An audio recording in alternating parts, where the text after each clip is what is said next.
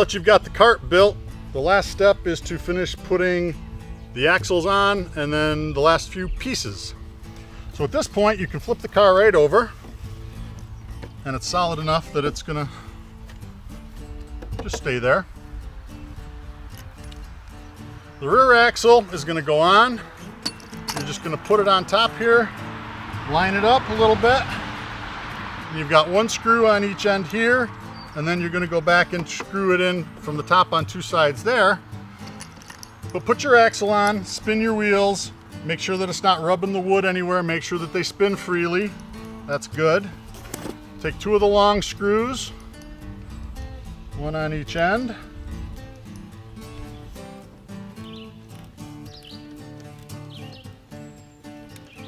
There's the rear axle. The front axle gets bolted on. So you need to go back into your bag of parts. And you're gonna find some type of bolt.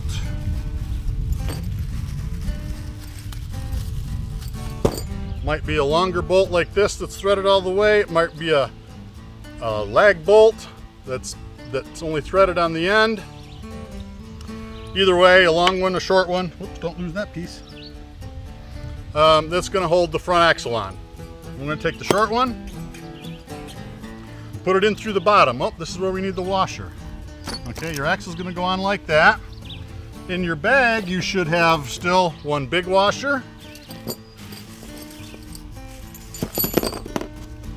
and one little washer. So the little washer is gonna go here on the bottom, and then the bolt is gonna go through the one, through the other. Now if you want to hold it together and flip it back over,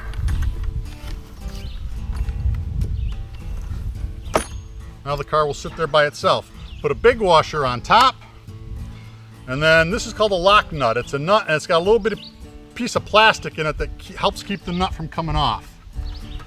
So we're going to set that on there. Now this is one of the parts that just doesn't go on with a screwdriver. So this is where you need the pliers, and this is where you need the adjustable wrench. The adjustable wrench is going to go on the nut on top, and with the pliers you're going to hold on to the bolt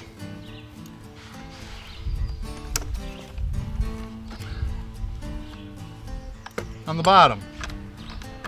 So you're just going to hold on to that, and you're going to tighten this nut on.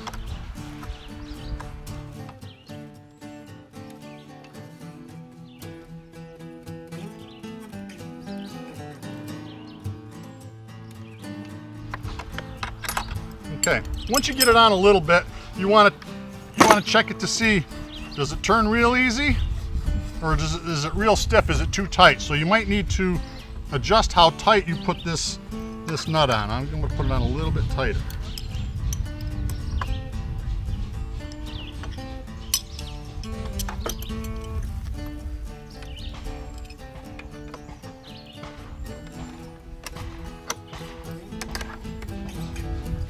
Okay, so that's good. Now the car is almost complete at this point. We want to put two more bolts into the rear axle assembly to help hold it on a little bit better. And that's where we have the two center screws here. Because if we tried to do it to the ends, I'd already covered up the ends with those 2x4s. So we got the two holes here. Drop a screw in there.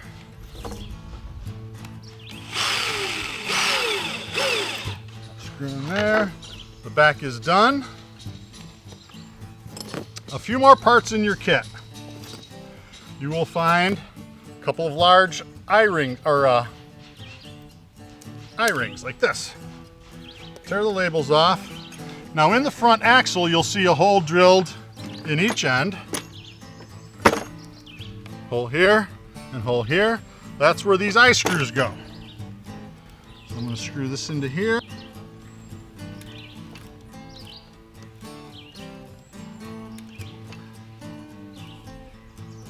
You don't have to screw it in all the way. Matter of fact, you don't want to screw it in all the way.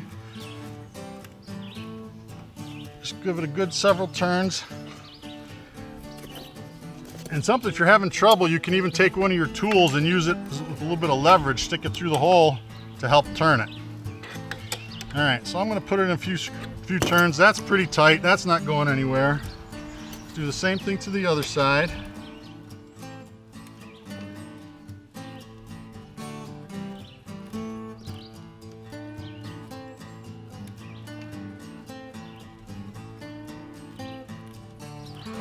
We need to steer. We can't steer without a rope, so I need to tie a little bit of rope onto it. So I'm going to tie the rope onto each end of onto one of the eye hooks. Need that nut there.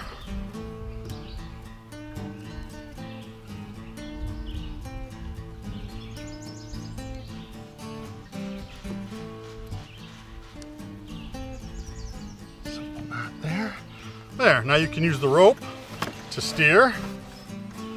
Now there's one last piece that we need to add, and that is a brake. So you have one last piece of wood with a hole drilled in the center of it. So you're just going to put the bolt through the piece of wood, and if you line up the brake along here, if you put the hole with the bolt hole just in front of the seat a little bit, that's a good position. This is also one of those things that you'll need the adjustable wrench to put together, or to screw it in.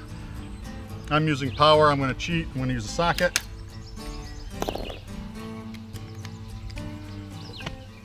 So position the board where you want it, position the brake there, and put it right up against the seat. You know, it should sit flat like that. It's going to line up right next to this 2x4. Just put the bolt in there. And this is much easier to do then if you flip it on its side.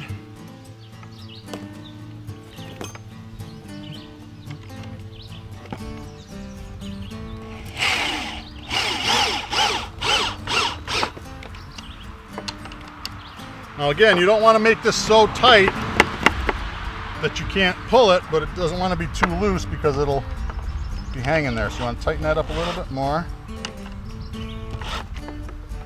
Let's see where we are here.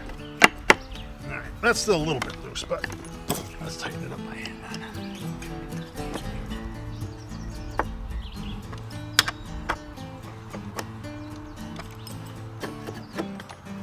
A little bit more. Okay, so now your brake will stay in place when you're running. When you need to pull it, it releases fairly easily. So, this is the completed car. See you in August!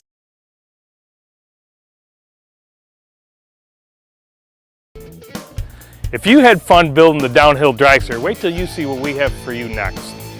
They're sleek, they mean business, and they're fast. Hi, I'm Bob Sherburne, inviting you to come get involved in creating your school's very own soapbox derby racer. You will build it, design the bodies, and even get a chance to drive it in an actual race. This September, find out if your school has a team. If they do, get involved. If they don't, get one started. You'll find this very exciting.